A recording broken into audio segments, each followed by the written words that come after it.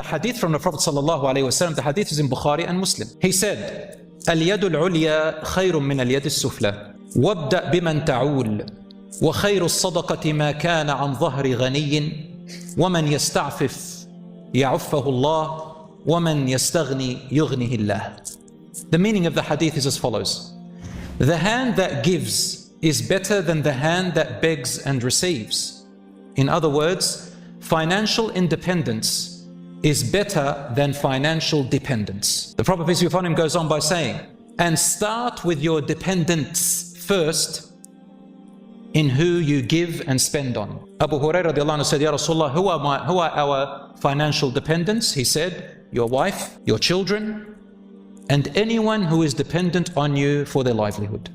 You start with them first from your wealth, before anyone else. He also said, sallallahu alaihi wasallam, the best type of charity, listen carefully, is from what is left over beyond one's financial needs, meaning your savings and profit. Which is the best charity? After what you spend on yourself, your wife, your children, your dependents, whatever's left over that you don't need for your family and your livelihood, your shelter, your clothing, your food, your security, and so on. Left over, the best charity you can give is from that. Why? Because there's a priority. Dependents take priority. And being obliged to spend on your dependents is more beloved to Allah, because no one else is going to spend on them but you. Also, spending on your dependents is an obligation which is also considered a charity. In fact, it is the best charity of all charities. What is obliged is the best charity of all charity. He goes on, sallallahu alaihi wasallam, whoever is able to not need to ask from others, Allah will make him unneedy. You stop yourself from asking people for loans, asking people for whether it's money or anything else. Don't go into that habit. Avoid it as much as you can. Allah says He will make him unneedy. Then He says, whoever is satisfied with what they have, Allah will bless their wealth and their wealth will increase. Or it also means whoever relies on their abilities Allah bless them with and seeks financial independence, Allah will assist him in his seeking and his efforts. So what have we understood from this? A Muslim should be financially independent as much as they can. If they're not yet, then to seek it and to work and not sit and wait and use justifications and excuses that Allah is going to provide them without moving. And also not to beg and ask and get out of that habit. And also that your family and dependents are more worthy, come in priority, and it is haram to neglect them even in the name of charity to others. And that the best charity is to your dependents first, and then the next best charity is what's left over of your wealth to others. And that obligation towards your family is a charity you get rewarded for.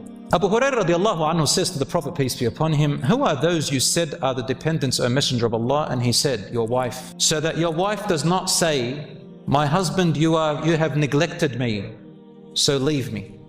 I can't live with you. Or your child says, O father, you have left me barren and vulnerable, where do I go?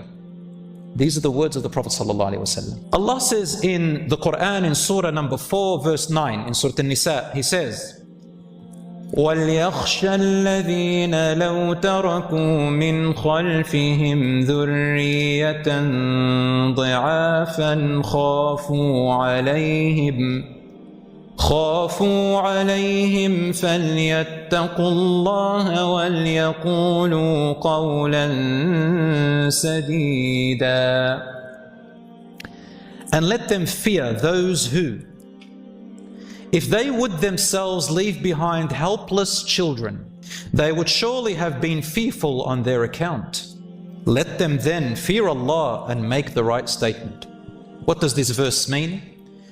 Allah is telling us that there is a legitimate fear of poverty upon your children and your family if you were to die and leave them behind with no financial resources or wealth that they can look after themselves when you die.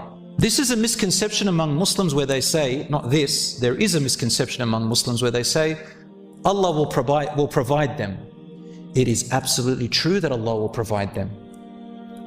But Allah also has already provided us these resources and the ability to work, and He commanded us to do that. So anything which Allah commands us to do, it means we take some of that responsibility, and the responsibility is to do our part. In the end, if Allah provides you from it or doesn't, that's in the hands of Allah. And everyone's provision is written, but you have to still work towards it. And even your working towards it is written. Allah facilitates everything fairly and justly. And the meaning of this verse is that some people, before they die, they want to donate and give in charity all their wealth. Or they start giving their wealth to certain people than others. Or they name it for some of their children rather than others. Or they hide it, or whatever it is. Allah is telling them, let them fear that they leave behind an offspring who will be barren and vulnerable. So fear Allah. Do you understand? Allah did not say, give your wealth away and don't worry about your children, I will provide them. No, no, no. Providing comes in two ways. That Allah provides you without you asking, and He also provides you with you doing the effort. The Hadith Prophet ﷺ is very clear. It says, Allah will assist the person when they do the effort. Inheritance, therefore, is important.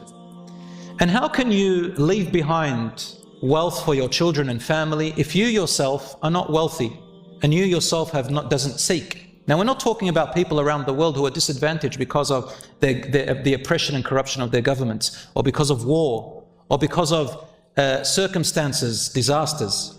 Those people, they have to be patient, and Allah subhanahu wa ta'ala will still provide them. We're talking about people whom Allah subhanahu wa ta'ala has given them security and safety in their land.